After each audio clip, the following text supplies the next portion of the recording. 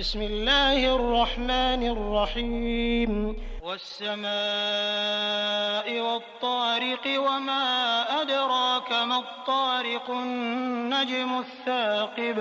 إن كل نفس لما عليها حافظ فلينظر الإنسان مما خلق من ماء دافق يخرج من بين الصلب والترائب إنه على رجعه لقادر يوم تبلى السرائر فما له من قوة ولا ناصر والسماء ذات الرجع والأرض ذات الصدع إنه لقول فصل وما هو بالهزل إنهم يكيدون كيدا وأكيد كيدا فمهل الكافرين أمهلهم رويدا. السلام علیکم ورحمۃ اللہ وبرکاتہ. اعوذ باللہ من الشیطان الرجیم. بسم اللہ الرحمن الرحیم. نحمدہ ونصلی علی رسولہ الکریم. رب اشرح لی صدری ویسر لی امری واحلل عقدۃ من لسانی یفقہوا قولی. اللہم ارنا الحق حقا وارزقنا اتباعہ وارنا الباطل باطلا وارزقنا اجتنابہ. آمین یا رب العالمین.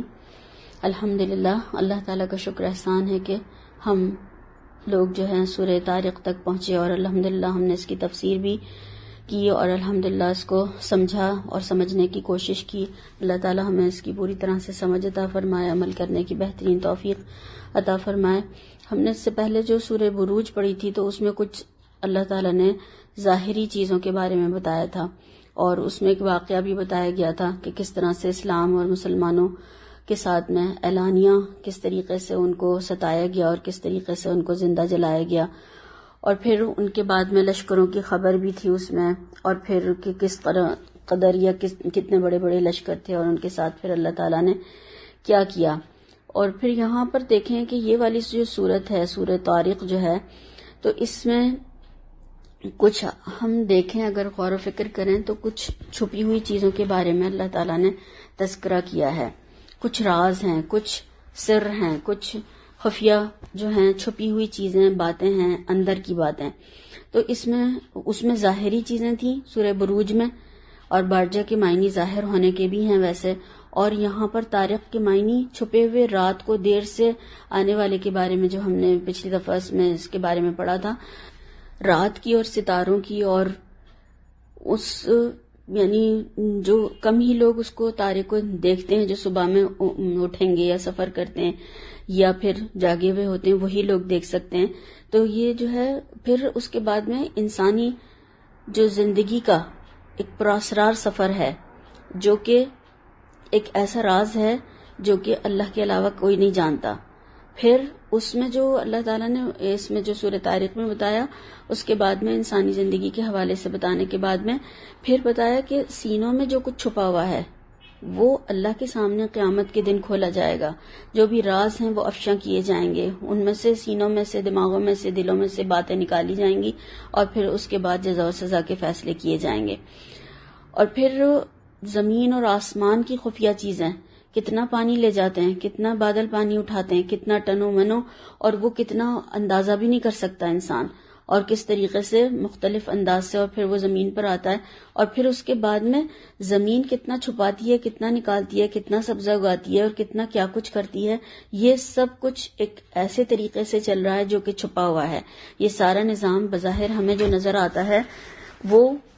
ایک الگ چیز ہے، اور جو اس کے اندر کار فرما قوتیں ہیں، طاقتیں ہیں، جو اس کے اندر اللہ تعالیٰ نے چیزیں لگائی بنائی ہیں وہ الگ ہیں، وہ جو راز ہیں وہ. اور پھر اس کے بعد میں خفیہ چالوں کا جو توڑ ہے وہ اللہ تعالیٰ نے بتایا کہ کس طریقے سے اللہ تعالیٰ بھی ان کی تدبیریں کر رہا ہے، اور یہ جو چالیں چل رہے ہیں ان کی چالیں اللہ تعالیٰ ایک دن انہی کے اوپر الٹ دے گا، اور پھر یہ جو ہے ناکام اور نامراد ہو جائیں گے، اور اللہ کا دین ہی کامیاب ہوگا، اور مسلمان یعنی اس دین کو ماننے والے مسلمان ہی انشاءاللہ تعالیٰ آپ صلی اللہ علیہ وسلم اور مسلمان ہی کامیاب ہوں گے. تو یہ بڑی بڑی جو ہے ہم جو صورتیں پڑھتے ہیں، یہ چھوٹی چھوٹی صورتیں اس میں آپ دیکھیں کہ معنی اور مفہوم اتنے زیادہ ہیں بڑی صورتوں کے مقابلے میں، اس میں زیادہ احکامات دیے گئے ہیں، مگر اس میں اتنا خوبصورت انداز ہے، ایک ردھم ہے، ایک شاعری کی، جو لوگ کہتے تھے کہ یہ شاعری ہے، یہ شاعری نہیں ہے، یہ شاعری کے علاوہ کوئی ایسی چیز ہے کہ دلوں کے اوپر اثر کرتا ہے اور دلوں میں گھر کرتا چلا جاتا ہے۔ تو اس کو اگر سمجھ کر پڑھیں تو انشاءاللہ تعالی ہمارے دلوں پر ضرور اس کا اثر ہوگا، اور پھر انشاءاللہ تعالی ہم جو ہے اس کو سمجھیں گے، پڑھیں گے، تو پھر ہماری زندگیاں بھی انشاءاللہ بدل جائیں گی۔ تو اس کو تھوڑا سا غور و فکر کے حوالے سے دیکھتے ہیں سورت کو۔ تو اس میں جس تارے کی بات کی گئی، طارق کی، کہ اندھیرے میں آنے والا، کھٹکھٹانے والا، خصوصاً رات میں آنے والا، یا مسافر یا راستے پر چلنے والا، تو یہ دیکھیں کہ یہ رات میں آ کر، یعنی کچھ ہی لوگ اس کو دیکھتے ہوں گے، رات میں آ کر اپنا کام کر کے چلا جاتا ہے، اپنا سفر طے کرتا ہے اور چلا جاتا ہے اللہ کے حکم سے۔ تو کائنات میں کتنے اسرار راز ہیں اور کتنی ایسی چیزیں ہیں جو کہ اپنا کام اپنے وقت پر کر رہی ہیں اور انسانوں کو خبر بھی نہیں ہوتی ہے،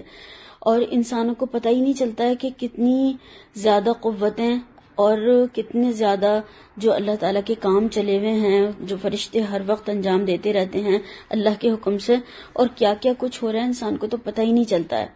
تو یہ جو اللہ کے کاریگر ہیں، اللہ کے کام کرنے والے ہیں، اللہ کے گارڈ ہیں،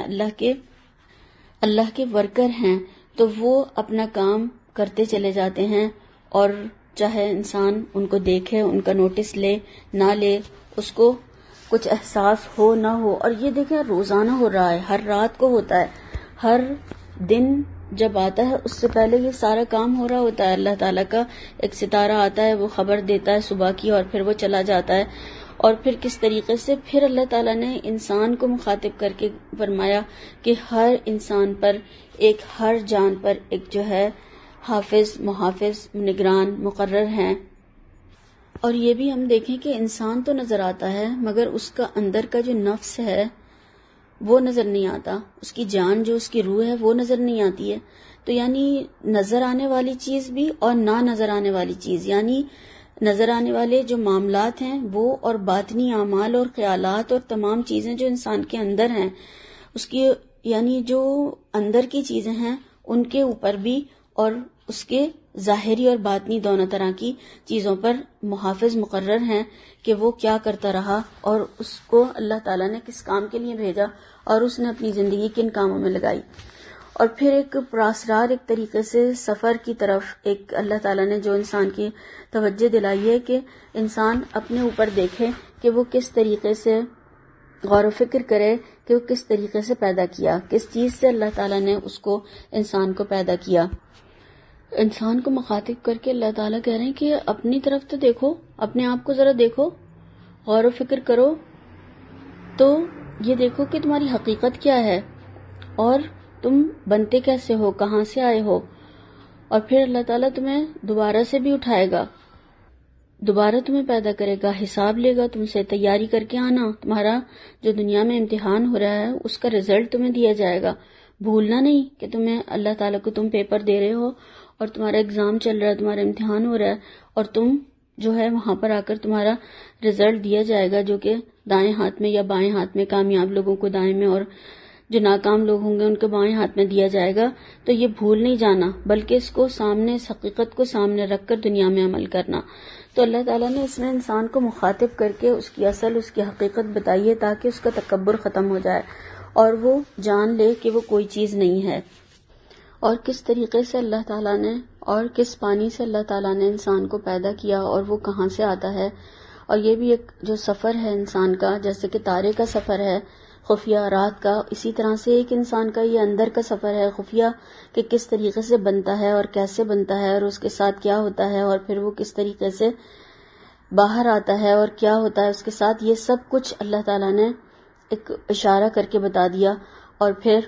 سمجھنے والے اس کو خود سمجھتے رہیں، یعنی ہنٹ اور کلو دے دیے گئے، اب غور و فکر کرتے رہو اور سمجھتے رہو۔ پھر اس کے بعد میں اللہ تعالیٰ نے کہا کہ یہ صرف ایک دفعہ ہی پیدا کرنا نہیں ہے، بلکہ ہم تمہیں دوبارہ پیدا کرنے پر بھی قادر ہیں، اور یہ قادر جو ہے یہ یعنی اللہ تعالیٰ قادر بھی ہے، قدیر بھی ہے، اور اندازے سے اللہ تعالیٰ نے سب کچھ بنایا ہے، اور اندازے سے ہی یہ سب کچھ واپس بھی لوٹایا جائے گا. سب کچھ اسی طرح سے دوبارہ سے پیدا کرے گا اور پھر انسانوں کو کھڑا کر کے ان سے حساب لیا جائے گا. اور پھر جس دن اندر کی چیزوں کی یعنی خفیہ جو چیزیں ہیں، پوشیدہ جو باتیں ہیں، جو راز ہیں، جو بھید ہیں، ان سب کو کھولا جائے گا اور ان سب کا حساب لیا جائے گا کہ تم نے یہ سب کچھ کیا، کیوں، کیسے اور کس لیے کیا تھا. یعنی وہ چھپی ہوئی چیزیں، ظاہری چیزوں کا تو حساب ہوگا ہی ہوگا، یہ چھپی ہوئی باطنی اندر کی چیزوں کا بھی حساب ہوگا اور ان کو نکالا جائے گا اور کھولا جائے گا. اور پھر ان کے حوالے سے پھر اللہ تعالیٰ ان جو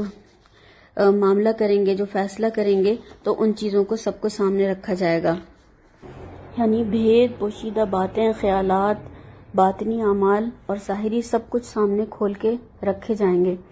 اور پھر اللہ تعالیٰ کہہ رہے ہیں کہ وہاں پر کوئی بچنے کی کسی کے لیے کوئی صورت نہیں ہوگی، نہ تو قوت طاقت خود کی ہوگی اور نہ کوئی وہاں پر مدد کر سکے گا. کتنی بے بسی کی حالت اللہ تعالیٰ نے انسان کی بتائی ہے کہ بالکل بے بس ہوگا، نہ کوئی مدد کو آئے گا، نہ خود ہی اس قابل ہوگا کہ وہ اپنی مدد آپ کر سکے. اور پھر دوبارہ سے آسمان کی بات کی گئی کہ اس سے اللہ تعالیٰ بارش نازل فرماتے ہیں، اور جیسے کہ جس طرح سے کہ وحی الہی سے انسانیت زندہ ہوتی ہے، اسی طرح سے بارش سے زمین زندہ ہو جاتی ہے، ہری بھری ہو جاتی ہے اور پھر فصل اگانے کے قابل ہو جاتی ہے. تو وحی الہی سے روحیں زندہ ہوتی ہیں، دلوں کی زندگی ہے، دلوں کی تازگی ہوتی ہے. اور پھر اس سے جب جو خیر پھوٹتی ہے، جیسے کہ پانی سے فصل اگتی ہے، تو وحی الہی سے پھر دل زندہ ہوتے ہیں اور اس سے خیر پھوٹتی ہے. تو یہاں پر جو پانی کا بتایا اللہ تعالیٰ نے کہ انسانوں کا لوٹنا بارش کے لوٹنے سے سمجھو.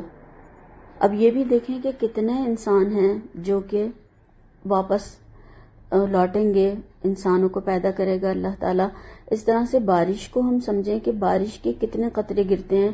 کہاں، کیسے، کب، کتنی ہوگی، یہ اللہ تعالیٰ ہی بہتر جانتے ہیں. اسی طرح سے انسان کہاں، کب، کیسے، کتنے پیدا ہوں گے، یہ اللہ تعالیٰ ہی جانتے ہیں. اور کب، کہاں، کیسے پلٹیں گے اللہ کی طرف. کوئی بارش، کوئی پانی میں بہہ گیا، کوئی جل گیا، کوئی کہیں دبا ہوا، کوئی کہیں، تو وہ سب کچھ اللہ کی جناب میں اٹھ کر کھڑے ہو جائیں گے اور واپس اللہ کی طرف پلٹیں گے. اور ہم یہ بھی دیکھیں کہ زمین اور آسمان جو ہیں، نہ آسمان پانی رکاتا ہے اپنے پاس، نہ زمین دانے رکاتی ہے اپنے پاس. سب اپنا سب کچھ دے دیتے ہیں، پورا لوٹا دیتے ہیں، واپس کر دیتے ہیں. زمین وہ سب کچھ اگا دیتی ہے جو اس کے اندر ڈالا جاتا ہے. بارش کے ایک چھینٹے سے فوراً بھبک جاتی ہے اور اگانا شروع کر دیتی ہے. اور آسمان جتنا اٹھاتا ہے وہی اتنا پانی واپس لوٹا دیتا ہے منو ٹنو. کتنا پانی جاتا ہے. اگر انسان کو یہ پانی اوپر لے جانا پڑتا ہے انسانوں کو، تو کیا شور ہنگامہ اور کیا مشکل پڑ جاتی. یہ تو بادل چپ چاپ پانی اٹھاتے ہیں اور خاموشی کے ساتھ میں یہ اتنا بڑا نظام چل رہا ہے، اتنا بڑا کام ہوتا ہے کہ کتنا پانی اٹھتا ہے اور واپس پھر سمندروں میں واپس چلا جاتا ہے. تو یہ بہت بڑا اللہ تعالیٰ کا کام ہے جو کہ کتنی خاموشی سے کائنات میں چلتا رہتا ہے. اور ہم یہ بھی دیکھیں کہ بارش بھی زمین کو صاف کرتی ہے، اور قرآن جو ہے وہ دلوں کو صاف کرنے کا ذریعہ ہے. اور اس سے اگر انسان کا دل نہیں بدلتا، کوئی خیر نہیں پھوٹتی، تو پھر وہ دنیا کی کسی چیز سے بھی نہیں بدل سکتا. یعنی یہ ایسی چیز ہے، یہ قرآن جو ہے، اگر اس سے انسان کا دل نہیں بدلا تو پھر کسی چیز سے بدلنے کی کوئی توقع نہیں رکھی جا سکتی ہے. اور اس کے حوالے سے ہمیں ایک حدیث بھی ہمیں ملتی ہے کہ اللہ کے نبی صلی اللہ علیہ وسلم نے فرمایا کہ جو تعلیم لے کر میں آیا ہوں اس کی مثال ایسی ہے جیسے کہ زور کی بارش ہو،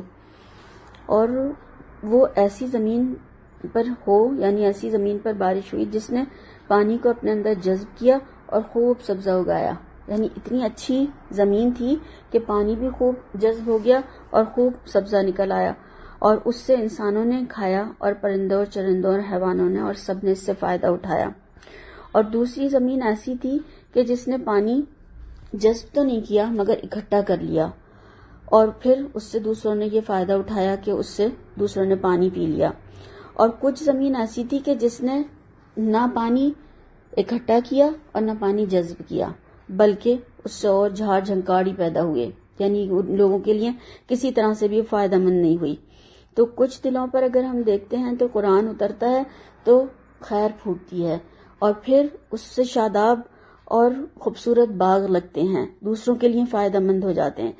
بے شمار لوگوں کو فائدے پہنچاتے ہیں، وہ فائدہ مند انسان بن جاتے ہیں، اور پھر ان سے بہت سارے لوگ فائدہ اٹھاتے ہیں۔ اور کچھ ایسے ہوتے ہیں جن سے کہ لوگ پانی لے لیتے ہیں، یعنی علم حاصل کر لیتے ہیں، جو انہوں نے اکٹھا یا جمع کیا ہوا ہوتا ہے وہ ان سے لے لیتے ہیں، وہ خود حالانکہ خود اس کو جذب نہیں کرتے، عمل نہیں کرتے، مگر وہ ایک طریقے سے اس فائدے کا ذریعہ بن جاتے ہیں کہ وہ علم دوسروں کو دے دیتے ہیں اور وہ ان سے حاصل کر لیتے ہیں۔ اور تیسری قسم کے لیے جو بتایا گیا کہ ان سے جو جھاڑ جھنکار پیدا ہوتے ہیں، تو یعنی قرآن کو سننا اور نہ سننا دونوں ان کے لیے برابر ہو جاتا ہے، ان کو کچھ فائدہ نہیں ہوتا، وہ ویسے ہی رہتے ہیں، اور کچھ سب کچھ کرا کے بھی وہ ایک طریقے سے گنوا دیتے ہیں، جذب نہیں ہوتا، وہ سب کچھ ضائع ہو جاتا ہے، کوئی باغ نہیں لگتا، کوئی خیر نہیں پھوٹتی، کوئی دوسروں کے لیے فائدہ مند نہیں ہوتے، بلکہ وہ اور کانٹے بن جاتے ہیں، جھاڑ بن جاتے ہیں، نہ خود عمل کرتے ہیں اور دوسروں کو بھی اس راستے سے، اس راہ پر عمل کرنے سے روکتے ہیں۔ اور پھر دیکھیں جو جھاڑیاں اور کانٹے ہوتے ہیں وہ کیا کرتے ہیں، راستے میں گزرنے والوں کے کپڑے بھی پھاڑ دیتے ہیں، دوسروں کو سد راہ بن کر کھڑے ہو جاتے ہیں، لوگوں کو گمراہ کرتے ہیں، غلط چیزیں بتاتے ہیں اور اس راہ پر آنے نہیں دیتے، یعنی خود بھی عمل نہیں کرتے اور دوسروں کو بھی رکاتے ہیں، اور دوسرے لوگوں پر ایک طریقے سے اس راہ کو تنگ کر دیتے ہیں، مشکل کر دیتے ہیں۔ تو دین کو کہتے ہیں کہ دین تو بہت مشکل ہے، اس کو پڑھنا سننا سمجھنا جو ہے یہ عام لوگوں کا کام نہیں ہے، یہ تو علماء کرام ہی اس کو سمجھیں اور اس کو پڑھیں، اور ہمارا تو بس کام یہ ہے کہ ہم صرف اس کو تلاوت کی حد تک رکھیں اور بس اس کے بعد میں اور کچھ کام نہیں ہے ہمارا۔ تو دین پڑھ کر انسان کو کیا کرنا ہے کہ کانٹے نہیں بننا ہے، لوگوں کو ستانا نہیں ہے، مشکلیں پیدا نہیں کرنی ہے، لوگوں کو تکلیفیں نہیں دینی ہیں، سختیاں نہیں کرنی ہیں، بلکہ آسانیاں پیدا کرنی ہیں تاکہ زیادہ سے زیادہ لوگ اس طرف آئیں۔ تو یہ اپنے جو اگر آسانی پیدا کریں گے تو پھر لوگ اپنے مسائل بھی لاتے ہیں، اور پھر وہ اخلاق اور کردار جو ایک اچھے انسان کا ہوتا ہے اس سے دوسرے لوگ فائدہ اٹھاتے ہیں اور وہ پھر ان کے لیے خیر ثابت ہو جاتا ہے، ورنہ پھر لوگوں کو دین سے بھگانے کا ذریعہ بن جاتے ہیں۔ تو ایسے نہ بنے، شدتیں اور سختیاں نہ پیدا کریں، آسمان اور زمین کی طرح بنیں کہ تمام فائدے وہ لوگوں کو دے دیتے ہیں اور اپنے لیے کچھ بھی اٹھا کر نہیں رکھتے۔ ہم دیکھیں کہ کائنات تو سب کچھ لوٹا رہی ہے اور سب کچھ ہمیں دے رہی ہے، مگر ہم کیا کر رہے ہیں؟ تو ہمیں بھی علم لے کر بیٹھنا نہیں ہے، بلکہ اس کو ہمیں پھیلانا ہے، آگے پہنچانا ہے، دوسروں کو دینا شروع کر دینا ہے، اور آئینے کی مثال بننا ہے کہ جیسے ہی اس کے اوپر کوئی لائٹ پڑتی ہے وہ فوراً ریفلیکٹ کرتا ہے اور دوسروں کو روشنی دینا شروع کر دیتا ہے۔ تو اسی طریقے سے انشاءاللہ تعالی کرنے والے بنیں تاکہ ہم انسانیت کے لیے خیر ثابت ہوں، اور جو خیر ثابت ہوتا ہے اللہ تعالیٰ اسے باقی رکھتا ہے، اور جو لوگوں کے لیے فتنہ فساد بن جاتا ہے اللہ تعالیٰ اسے ختم کر دیتے ہیں، اس کی پھر مہلت زیادہ دیر نہیں ہوتی ہے اور پھر اللہ تعالیٰ اس کو جو ہے پھر ختم کر دیتے ہیں، اور جو فائدے مند ہوتے ہیں وہ پھر لوگوں کے لیے باقی رکھتا ہے اللہ تعالیٰ ان کو۔ تو اللہ تعالیٰ ہمیں لوگوں کے لیے فائدہ مند بنائے انشاءاللہ تعالیٰ۔ اس میں جو غور و فکر کرنے کے لیے چند پوائنٹ ہیں وہ آپ بھی اور کریں گے تو آپ کو بھی سمجھ میں آئے گا، اور کچھ ہو سکتا ہے اور بہت سی باتیں سمجھ میں آئیں۔ تو نمبر 1 تو یہ ہے کہ کوئی ایسی غلطی، کوئی ایسا کام، کوئی ایسا گناہ، کوئی ایسی بات یاد کریں کہ جس کا صرف اللہ تعالیٰ کو علم ہے، اور پھر اس پر استغفار کریں، اللہ سے توبہ مانگیں، اللہ کی طرف رجوع کریں، اور پھر بار بار اللہ تعالیٰ سے اس بات پر معافی مانگیں اور رجوع کرتے رہیں۔ اور پھر دوسری چیز یہ ہے اس میں کہ اللہ تعالیٰ نے جو ہمیں یہاں پر بتایا کہ انسان سوچے کہ اللہ نے اس کو کس طریقے سے پیدا کیا ہے، تو ہمیں جو ہے اس کو سوچ کر اپنے اندر سے کبر کو نکالنا ہے، تکبر کو نکالنا ہے، بڑائی کو نکالنا ہے، غرور کو نکالنا ہے، میں اور ہم جو ہے یہ جب نکل جائے گی تو پھر انسان بن جائے گا۔ تو اس کو نکالنا ہے تاکہ لوگوں کو، کیونکہ جو کہا گیا ہے وہ حدیث کے حوالے سے جو ہمیں معلوم ہوتا ہے کہ تکبر کیا ہے، حق کو جھٹلانا اور لوگوں کو کمتر سمجھنا، لوگوں کو حقیر سمجھنا، لوگوں کو یعنی ایک طریقے سے اگر دیکھیں کہ تکبر یہی تو ہوتا ہے کہ بڑائی، میں بڑاؤں، میں سب سے، میں اچھا، میں ایسا، میں ویسا، میں ویسا،